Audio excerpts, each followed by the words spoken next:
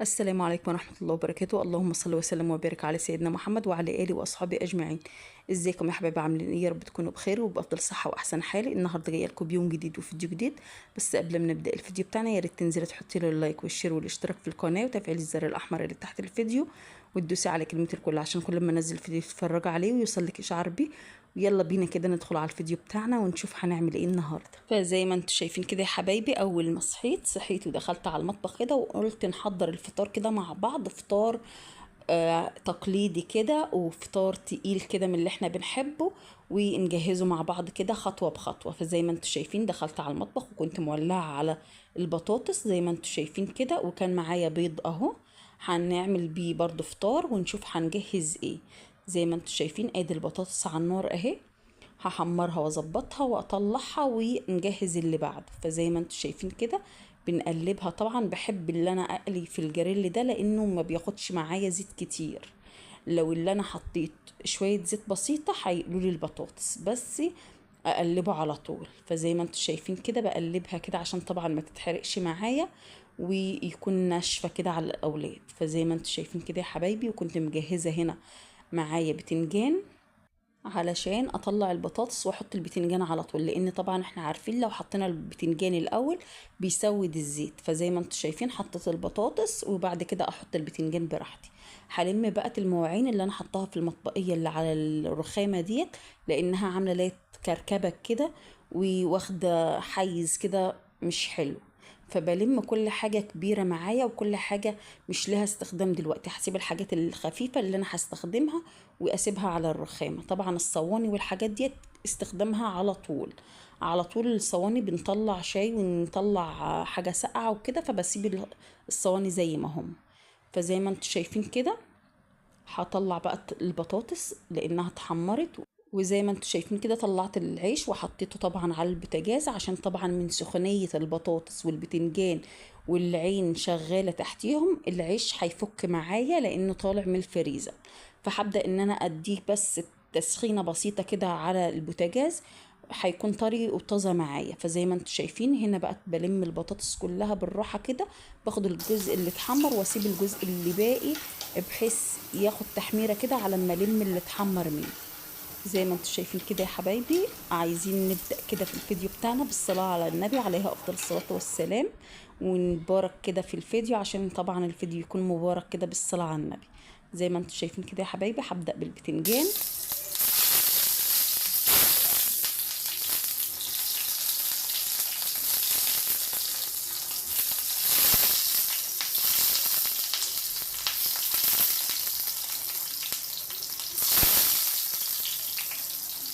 زي ما شفتوا كده يا حبايبي نزلت طبعا بالبتنجان، وهسيبه طبعا لما ياخد لون كده من تحت او يستوي معايا من تحت، وبعد كده اقلبه على الوش التاني. فزي ما انتم شايفين ادي البطاطس اهي، هحط عليها طبعا التوابل بتاعتها، سواء بتحب تحطي ملح او تحطي فلفل اسود، تحطي كمون، في ناس كده وفي ناس كده. فزي ما انتم شايفين ببدأ ان انا اقلب البتنجان كده،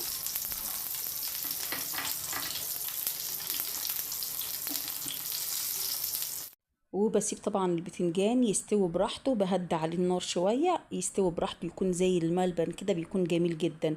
وباجي هنا بقى بقطع حبايتين طماطم علشان طبعا اعملهم زي ما هتشوفوا كده، وبقطع حبايتين بالظبط وعليهم قرنين فلفل. زي ما انتم شايفين بعملهم زي السلطة كده، او حابة تكتري في الطماطم بتكتري، بتحبي البيض اتقل من الطماطم بتكتري في البيض وتسيبي الطماطم خفيفه. فزي ما انتم شايفين كده بقطع طبعا الفلفل معايا حراق كده، بنحبه حراق، فبقطع معايا قرنين او ثلاثة على حسب ما انتي بتحبي. احنا بنحب الحاجه يكون حراقه لان الاكل ما بيتاكلش إلا لما بيكون فيه حراره كده. فزي ما انتم شايفين ركنته على ناحيه، وبجيب طبعا طبق كمان وبقطع فيه شرايح كده من الطماطم، شرايح ناكلها كده على الفطار. زي ما انتوا عارفين لما بيكون الفطار تقيل ما بنتغداش دلوقتي قدامنا بقى الا بعد العصر، فانا جهزت الفطار تقيل بحيث يكون معانا وقت طويل ان احنا نعمل الاكل، نعمل غدا يعني. فزي ما انتوا شايفين الفطار بتاعنا ده ينفع غدا وينفع فطار، لانه فطار تقيل كده من اللي قلبكم بيحبه. زي ما انتوا شايفين جبت معايا 3 بيضات على حسب ما انت حابة تعملي او على حسب الاولاد عندك قد ايه وبيحبوا ايه. في عندي اللي بيحب البيض، في عندي اللي بيحب البطاطس، وفي عندي اللي بيحب الحلاوة والجبنة. فزي ما انتوا شايفين كده بضرب البيض كده بمعلقة او شوكة وبسيبه كده بركنه، وبجيب طبعا الحلة او الدقية بتاعتي ديت البسيطة ديت وبحطها على النار، وبحط معلقتين زيت او 3 معالق زيت، وبنزل طبعا بالفلفل بتاعي.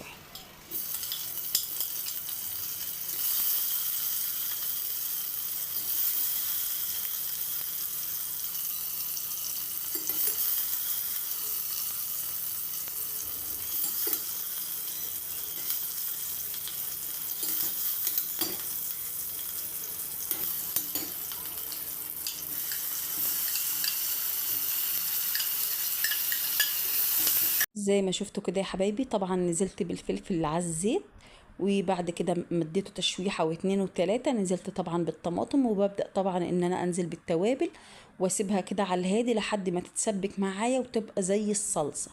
فزي ما انتم شايفين نزلت طبعا بالتوابل، التوابل بتاعتي فلفل اسود وكمون وشويه ملح، بسيبها كده على الهادي كده، بوطي عليها النار شويه، وبروح طبعا اجهز في حاجه تانية على الرخامة. فزي ما انتم شايفين كنا مقطعين الطماطم، وبجيب الطبق ده طبعا عشان اقطع فيه خيار.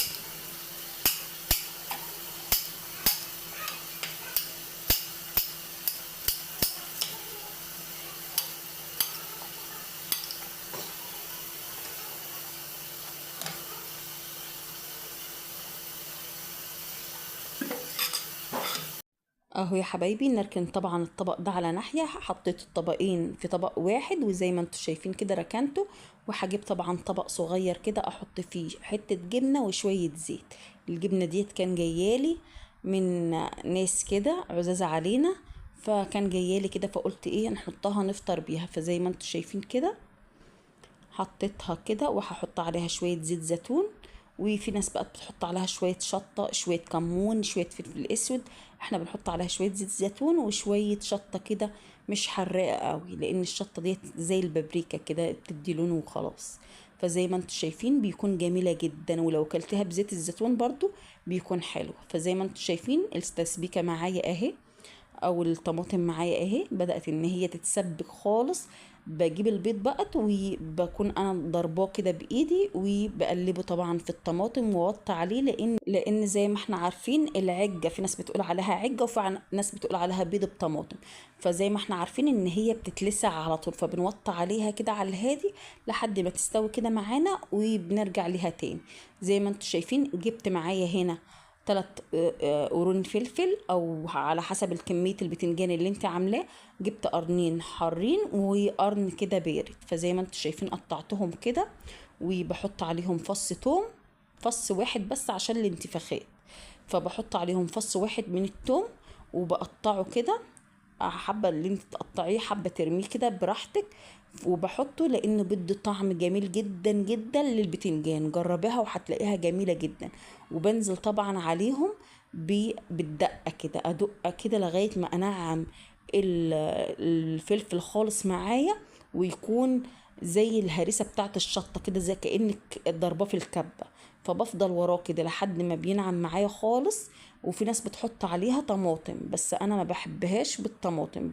تحط على الخلطة دي طماطم، بس انا ما بحبهاش بالطماطم، بحبها بالفلفل والثوم بس، بتبقى جميلة جدا. جربوها وقولوا لي رأيكم. بنزل بيها بقى تعالى البتنجان زي ما انتم شايفين كده، نعمتها وخليتها فله كده لحد ما بتنزل ميه كده، وتحسي ان في ميه فيها كده كأنك عاملة سلطة. بنزل بقى عليها على البتنجان كده، بيكون جميل جدا. ولو نزلت عليها وهو سخن بيكون اجمل. فزي ما انتم شايفين جبت الصينية بتاعتي حطيتها كده فوق الغسالة على طول عشان يكون قريبة كده من الحاجات، وببدأ ان انا ارص.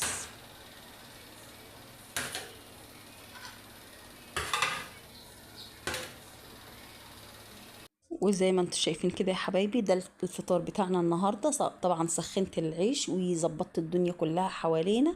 وزي ما انتم شايفين كده بنروح نفطر ونرجع تاني لمطبخنا الجميل، نظبط الدنيا حوالينا كده عشان طبعا ما نسيبش كركبة في المطبخ. فزي ما انتم شايفين كده يا حبايبي ادي البتنجان بتاعنا اهو، وادي البيض، وادي الخيار بالطماطم، الجبنة بتاعتنا الجميلة والبطاطس.